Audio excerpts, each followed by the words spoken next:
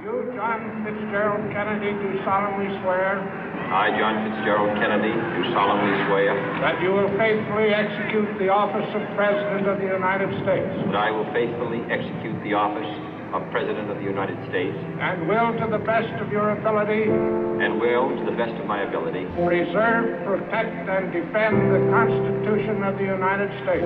preserve, protect, and defend the Constitution of the United States. So help you God.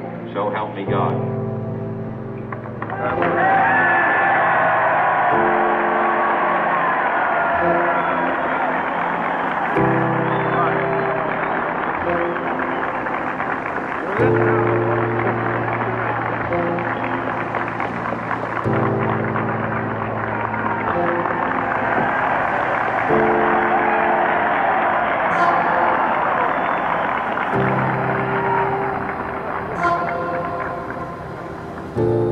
Vice President Johnson, Mr. Speaker, Mr. Chief Justice, President Eisenhower, Vice President Nixon, President Truman, Reverend clergy, fellow citizens.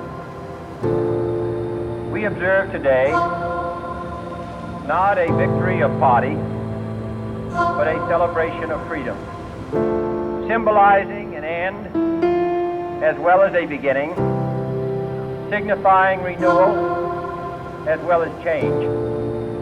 For I have sworn before you and Almighty God the same solemn oath our forebears prescribed nearly a century and 3/4 ago.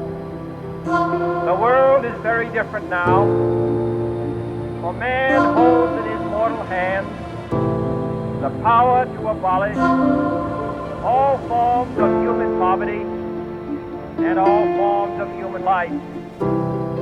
And yet the same revolutionary beliefs for which our forebears fought are still at issue around the globe. The belief that the rights of man come not from the generosity of the state, but from the hand of God.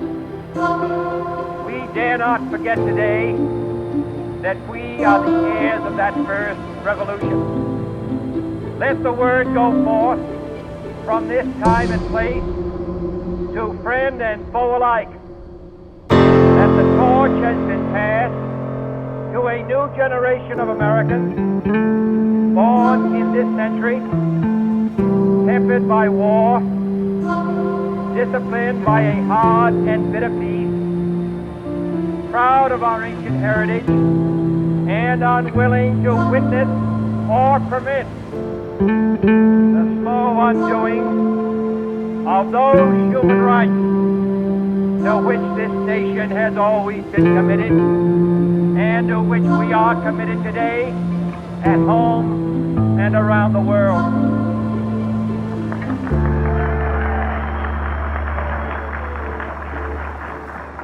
Let every nation know, whether it wishes us well or ill, that we shall pay any price, bear any burden, meet any hardship, support any friend, oppose any foe, to assure the survival and the success of liberty.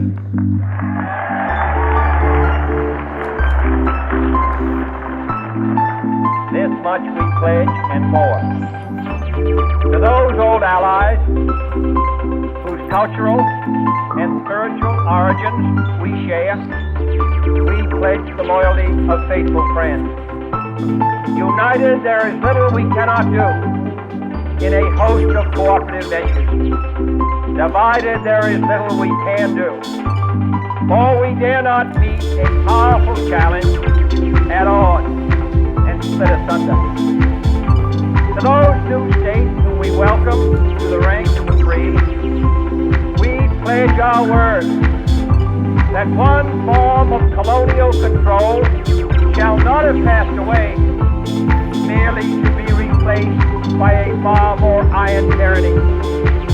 We shall not always expect to find them supporting our view, but we shall always hope to find them strongly supporting seeking their own freedom, and to remember that in the past, those who foolishly sought power by riding the back of the tiger ended up inside.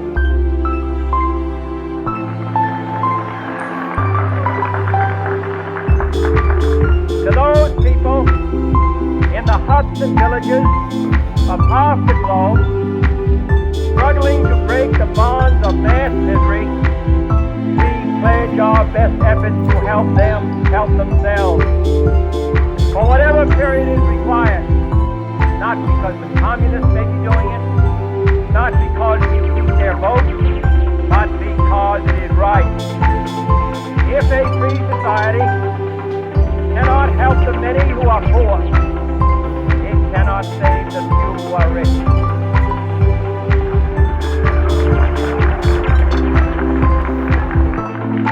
To our sister republic, south of our border, we offer a special pledge to convert our good words into good deeds, in a new alliance for progress, to assist free men and free governments in casting off the chains of poverty.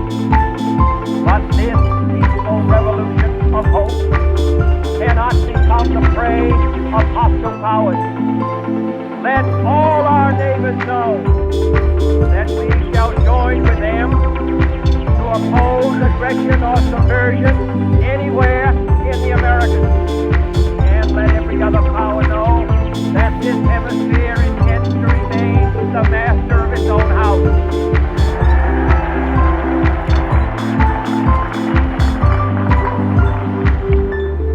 To that World Assembly of Sovereign States, the United Nations, our last best hope, in an age where the instruments of war have far outpaced the instruments of peace, we renew our pledge of support to prevent it from becoming merely a forum for invective, to strengthen its shield of the new and the weak, and to enlarge the area in which its grip may run. Finally, to those nations who would make themselves our adversary, we offer not a pledge, but a request that both sides begin anew the quest for peace. Before the dark powers of destruction, unleashed by science, engulf all humanity in planned or accidental